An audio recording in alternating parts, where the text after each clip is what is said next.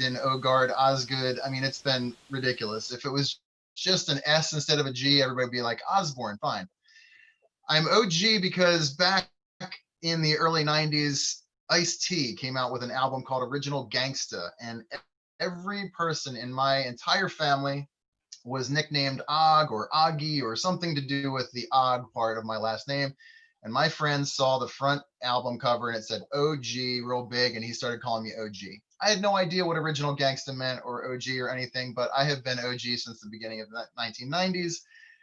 And here I stand before you today. I'm not a gangsta, but I am a nerdy kid from Washington Crossing who grew up very nerdy. I was the youngest child of three. And I was, for those of you who have been on my family's property, we have my aunts and uncles and cousins and everything all live together. We all kind of like the compound. Basically, there's a whole family up here, and I was the youngest one. So I was picked on quite a bit. But my family was what I call Christian-ish. We were not churched by any means. We would occasionally go to church here and there, but there was never any kind of talk about scripture. There was never reading of the Bible. We didn't say grace at any meals. There was never any family prayer. But we were very moral people. I was raised with a moral structure and a self compass, and my family was what I then call Christian-ish because they didn't really know or speak of anything to do with what we know as our faith in Christianity. But throughout my life, I always felt like I was guided by this I call it whispering or this direction of God. And sometimes the Holy Spirit was subtle, and sometimes it was like a 2x4 being hit in the head with God's guidance. And some of those things I had spoken to you guys about before when I spoke last year at the Edge. So I won't get into that anymore. But the idea basically is that I didn't really have any Christian influences. My cousins that lived up here next to me, they were Catholic, but they were raised in the type of Catholic background where they went to Catholic school or went to CCD, the thing that they had to do after public school. They went to church because they had to, but they didn't really have a rooted faith. My family, like I said, was not very rooted either. And I remember as a little kid, I went to one of my friends' houses and I had a sleepover, and they were Christian. And I remember the mom praying with us before we went to sleep. And I remember the feeling that I felt like when I heard somebody speaking to God on our behalf. And I thought that was such an amazing, comforting feeling. And it planted a seed in me that really continued to sort of germinate. And like I say, this whispering continued on in my life that there was something more, there was something bigger, but I didn't really know what it was because I didn't really have any friends or family members or anybody that was sort of pouring that into me. The only thing that I knew of Christianity, like I said, was my cousins and my aunt and uncle that were Catholic, and they tended to be a bit judgy and I know, stretch your imagination, but I had that's the kind of influence that I felt, and I didn't really like it, so it wasn't a positive experience. And like I said, none of my friends and anything were really into it, and so there was no reason for me to be really interested in it. So then elementary school goes by, junior high comes, and I had a friend of mine who was a total derelict, honestly. The kid was like a mess. He would fight with his parents all the time. He would get into lots of trouble. He was like the first person I knew that got into drinking and drugs and having sexual relationships and all this kind of stuff. And the kid was just wide open crazy. But he invited me to go to church, which is an interesting vessel. He was the person who invited me to go to youth group, and his parents, I think, kind of forced him to go. But I went to this youth group in junior high, and I loved it because it was social. It's kind of like what we have right now, but not, of course, as good. But it was very social. I loved it. It was good old-fashioned fun, and there were lots of cute girls there. And my first 3 girlfriends of my life came from my junior high school youth group. So It was definitely a very social thing for me. It wasn't yet a spiritual thing for me. And I didn't quite get it because the person who invited me was a person who I would not at all consider to be any kind of a positive influence. And I eventually parted ways with him, but I continued to hear that whispering of the Holy Spirit that he wanted more from me, and he wasn't going to let me go. So I never really went to church like with really anybody except for that friend. If I happened to stay over at his house on a Saturday night, I would end up going that Sunday with his family. So this kind of goes on in junior high school. Again, I went to youth group straight through junior high school. And then I turned 16 in November of 1990. Okay, I'm dating myself. So I know you guys all think I'm 26, but I'm not. So I turned 16 in November of 1990, and I was able to drive. My parents actually were awesome. They for my 16th birthday, what they did is drive out to Harrisburg and picked up my license so that that day I could start driving. That was an amazing gift. So I was able to start driving. My parents trusted me implicitly because I was, as I said, a pretty nerdy kid, never got in trouble. And I was going to youth group and whatnot, and they started calling me God Boy. So that's fun. They meant it to kind of sting a little bit, but it didn't sting because I thought it was kind of cool. I was God Boy. And amongst my family, they started making fun of me because I was interested in the Bible and interested in church, and no one really understood it. So my issue was, like I said, I didn't go to church. I didn't really know where to even go.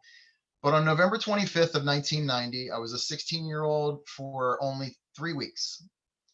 And it was a Sunday morning, and I seriously, as if the loudest alarm went off, I was just woken up. And I sat up in my chair, my bed, and God spoke to me and said, "Go to church." I was a 16-year-old kid. It was a Sunday morning. I should be sleeping in. I don't know why or how, or I didn't even know where to go. But I knew that my grandparents that lived next door to me were Quakers. So I said, I'm going to go to their church. So I got dressed up. I went to their church. And I don't know if anybody knows what Quaker meeting is like, but it is very boring. You sit in a room and you do nothing. You literally just sit and you do nothing. No one speaks. If you want to speak, you can stand up and say something that's on your mind. But for the most part, it's an hour of just pure silence. And then everyone gets up and leaves. So not exactly the riveting spiritual experience that I was looking for, but I still went, and I was hoping to surprise my grandmother and have her be so proud that I was sitting there next to her. Well, as God had planned, for some reason, no one was there that morning, and I don't know why. So I thought, well, I'm dressed up.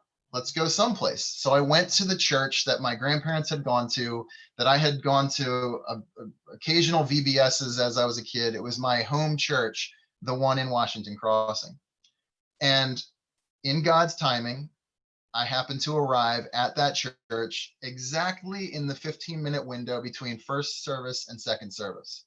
And I walked in and I happened to see right away a couple friends of mine from high school who said, "Oh my gosh, what are you doing here? You want to sit with us?" I thought, sure. They also had an amazing spread of pastries, donuts, and stuff like that. I said, this church is speaking my language. So I loved it. And I thought, if nothing else, As a kid, I at used to least I got grab some bear good donuts. claws 2 at a time and 2 at a time and get them lodged right in here. Anyway, so I felt like if you go to church, as Chris says, you should have your Bible with you. Well, I didn't have a Bible. I had the family Bible, which was an old King James Version Bible, but I felt like I needed to carry it with me. So I carried this brick of a Bible with all kinds of words that I could hardly pronounce. And I started reading it. And I started going to church every week. And I started hanging out with church kids. And this whole God Boy thing started to really root even more. And then I was invited to go to a prayer, like a prayer and Bible study thing that was at my high school every day in the morning. And it really just became part of my life then. I was now aware of my religion. I was now aware of what this whispering was. I felt some connection, but I still wasn't truly there yet. Well, so I apparently a 16-year-old kid who comes to church on his own, driving by himself with no other family members, apparently sticks out like a giant sore thumb, and I didn't know that. So everyone would be talking behind my back and asking questions, and who is this guy, and what's, where's his family, and all that. So my pastor of the church comes up to me one day and he says, "I have something for you," and he hands me a Bible. And I opened up the box and it had my name, my full name, my first, middle, and last name. So it just said O.G right on there. It was perfect. No, I'm just kidding. I'm just kidding. Anyway, no, but it said Kevin Miller Ogborn on it. And Miller happens to be my mom's maiden name, and that's the linking to my whole family. So I was so proud to see that, and that was one of the most meaningful gifts that anyone could have given me, and he had no idea how impactful that would be. So I carried that Bible with me all the time. I took it to school, I took it to the prayer meetings, I took it to youth group. Anytime I traveled, I had it with me. And I continued to go to youth group throughout high school, but still it was just this social experience. And I still was looking for, like, what is this bigger thing? What is this whispering that God keeps calling me for more and more? And I just didn't really get it yet. And I would continue to read the Bible, and I was starting to get some more inklings, but I didn't really know. So one of my friends who is not a churchgoer, one of my best friends, we used to hang out every single day after school. I'd drive him home from high school, and we would hang out and make all kinds of crazy things, skateboard ramps, zip lines, and all kinds of stuff. And I made this zip line with him, and we spent all day building this crazy zip line that was down inside this old, like, creek valley. And we spent the whole day building it, and then we finally were able to ride it. Now, my friend weighed like 50 pounds less than me. He was this little twiggy kid, and he rode the zip line and tested it the first time, and he was able to go, no problem. Now, I was about to go down this. Now, the way that we didn't have a handle to hold on, we actually made like a little wooden seat, drilled a hole in the middle of it, put a rope through it, tied a knot on it, and that's what we would sit on, and we would go zip lining down. Well, when it was my turn to go, I tried, and this is a long, fast zip line, and it was on a downhill slope. So as the zip line's going down, we're getting higher and higher and higher as we go. It's dark out because we spent the whole day long building this thing. We finally test it, and I go flying down so fast, and I just smack right at the very end. I hit the stopping block. It rips the rope right out through the seat, and I go flying through the air and smack down on the ground, and I'm knocked out unconscious. And I was unconscious for a while. My friend actually said retrospectively that he thought I died. And he sat there and watched me for 5 minutes, 10 minutes, 15 minutes, and I didn't move. And he was just staring at me thinking I was dead. And I finally just came to, and I just started, like, kind of freaking out because I had no idea what had happened. The last thing I had remembered was this sound, this pop sound. So I didn't think much of it. Turns out that I had had a really bad concussion, and I went to school, and things just continued onward. But one night I was asleep, and I had this dream, and it was about that zip line. And I was watching in my dream, I was actually watching the whole thing, like, from a third party, like, raised perspective. And I could see the darkness of the night. I could see my friend with a flashlight. I could see me with a flashlight. And above the whole, like, in the scene of the movie in my head, there was like this white margin at the top. And so I'm watching this thing happen in my dream, and I see myself go ziplining down, zooming down super fast, and then I hear that pop sound, and then everything went slow motion, and I see my body tumbling through the air, and that white bar turned into this, like, wispy cloud, and all of a sudden this hand comes down, grabs me, moves me to the side, and lays me down on the ground, and then goes whoosh, right back up into the cloud. And I just, like, boom, woke up, and I'm like, what was that? So I'm thinking, like, did that actually happen? Like, I didn't even know, because I had never gone back to that site again. So anyway, I go back the next day, and I look at the spot where I actually had landed and where the zip line was. And the zip line was like going straight down, straight and fast, right toward a tree. Like I said, there was a dry creek bed below me. And I looked all around the site where I had landed. To one side, well, if I had just gone straight into the tree, I would have smacked the tree and I would have gone straight down and landed in the creek bed. If I had gone to the one side, I would have landed on top of an old pine tree that had fallen, and they had all these big sticking up branches that would have like skewered my body. To the other side of the tree was a log pile, and then to the side of that was the dry riverbed, all rocks. But there was one space, and it was a little bit larger than my body, and it had soft moss and dirt. And it was almost like a cushion area. But here's the problem. It was behind the end of the stop, and it was about almost a 90-degree angle away from the tree that I was headed toward. There's no physical explanation as to how it's even possible for me to have landed in the only safe spot where I would have not had certain death at that location.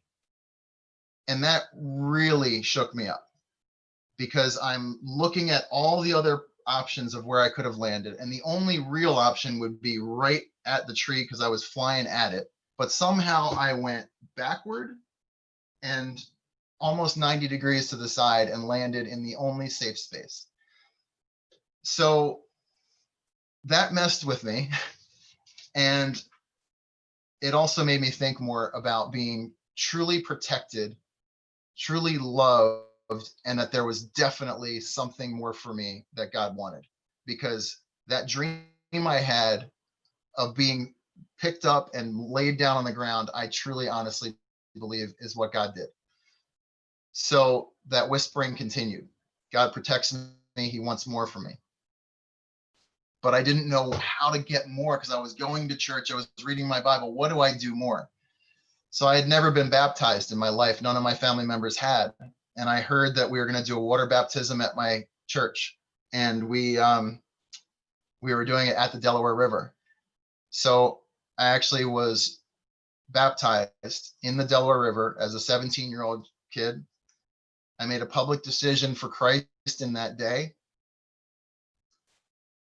And my pastor baptized me in the town that I was born and raised in, and baptized me right in that river that I had played in my whole life and everything.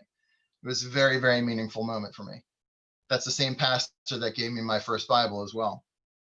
So I graduated at 17 and I went away to college, and everything kind of changed because I wasn't going to youth group anymore. And I decided that I wanted to continue reading my Bible, but they have this thing called the Daily Bread produced by Radio Bible College. And I started to read the Daily Bread every day. And it's like an excerpt that you can read.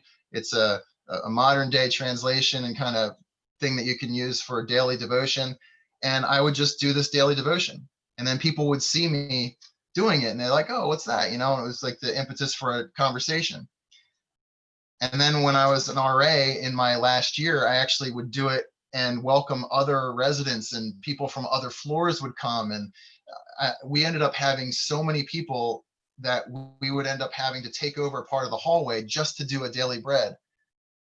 And so I started to feel what God really wanted for me is to really help other people to come to Christ, to help other people to profess their faith, to help other people feel like it's okay to be Christian and to be called God boy, and to feel like they were being judged for this. It's okay. It's actually kind of cool to be Christian.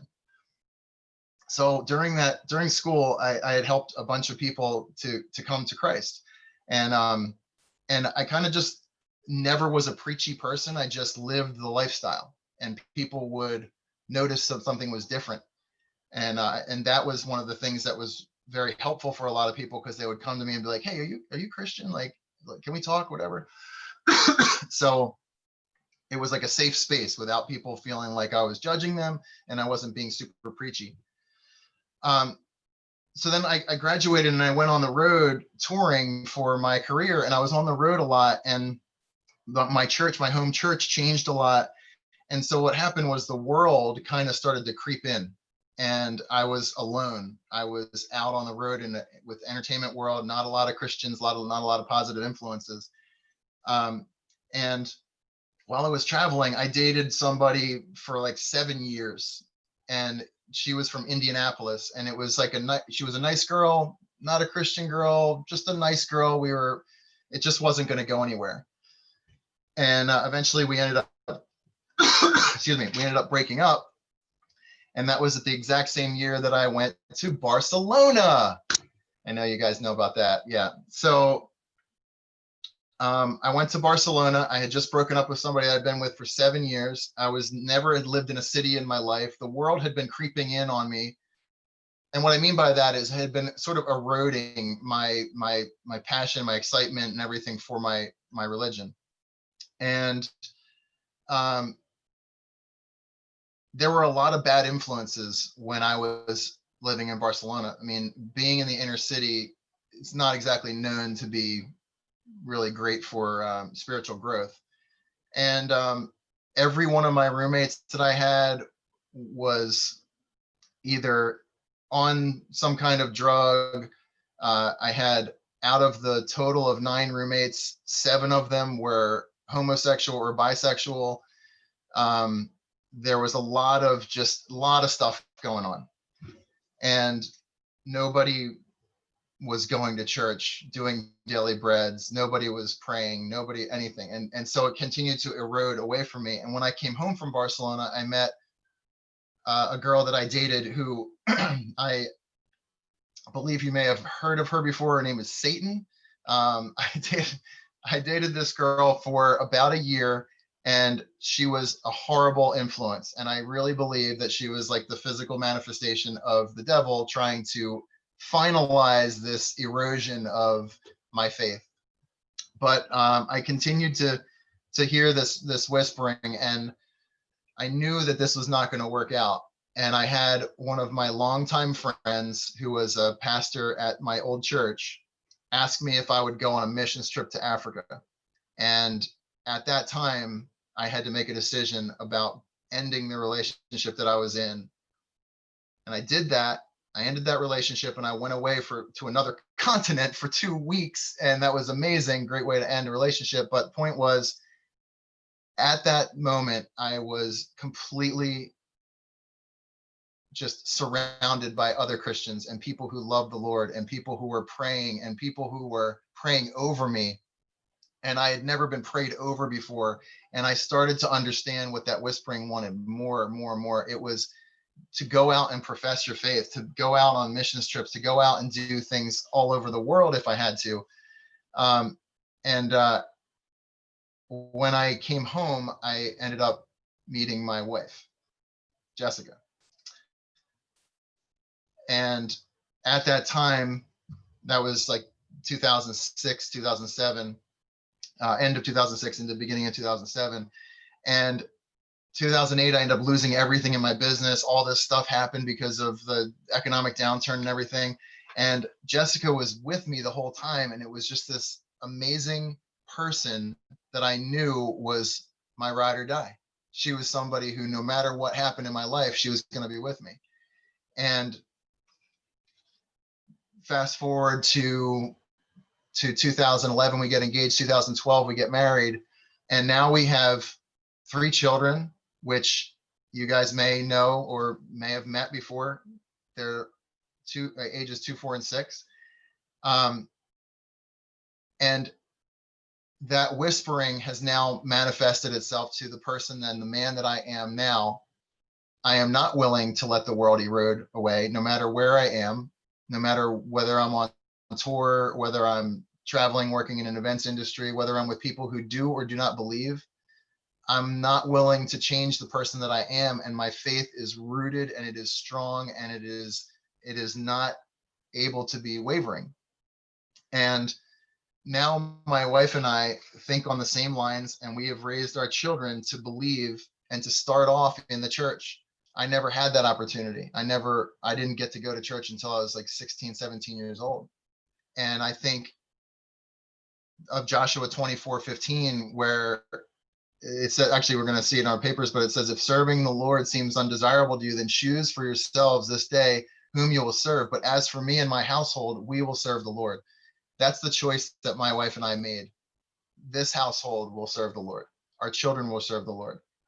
And the fact that you guys are here means that somebody that loves you made a decision to bring you here. And that is a leap and bound step ahead of anything that I had when I was a teenager and anything that was even available to me when I was a teenager. So that's huge.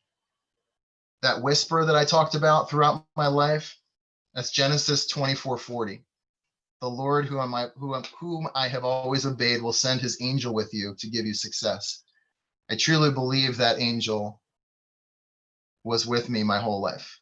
That was that whisper. That was the thing that saved me. That was the thing that kept directing me. And that was the thing that kept me away from all those influences when they were bad influences. We're all given different gifts and opportunities. This is also from 1 Peter 4:10. God has now used me to be a speaker, a public speaker. And in 1 Peter 4:10, it says, God has given each of you a gift from his great variety of spiritual gifts. Use them well to serve one another. And as a speaker, I know that you can, just like Toby Mac's song about Speak Life. I think it's Toby Mac, about Speak Life. That's the Ephesians 4:29. Don't let any unwholesome talk come out of your mouths, but only what is helpful for building others up according to their needs, that it may benefit those who listen. So that's a huge part about being a speaker now, is that I want to always have that come out of my mouth. I don't want to speak in ways that bring people down. I want to continue to speak life to people, because I believe that that has happened to me. I believe that people praying over me in my life has changed the way that my mind thinks. So I just want to say this and like conclude with this. I want you to be proud of your faith and that your family brings you to church. And don't let people that call you different names or Jesus freak or God boy or different things like that, don't let that mean anything but more encouragement to you. Because like I said, the fact that you're here means that you're so far ahead of so many others that are out there. Share prayer and faith, because you never know who it will affect or who is watching you. Because in my life, it has affected me positively, and I have been able to then affect people positively. Listen to the whisper, whatever that sounds like to you, whatever that pulling, that nudge, whatever that is, listen to it. It's God or it's his angels that are guiding you. And finally, know that you're loved. And that, my friends, is all I have for you tonight. Thank you so much, OG. I really appreciate everything that you shared, and I just think it's an amazing story just to see the Lord's hand on your life, and to see everything that the Lord has done in and through you. The Our Daily Bread, they still actually make those. It's just a little paper booklet like this. I used to read them when I was younger as well. You can actually find it on ourdailybread.org now. If you're interested, you can still get to it. And then you'll find it some places. People just have it around. Actually, we were at a campground this last summer when we took our RV trip up to Niagara Falls, and they just had them sitting there on the counter. It turned out to be like this really cool Christian campground we ended up at.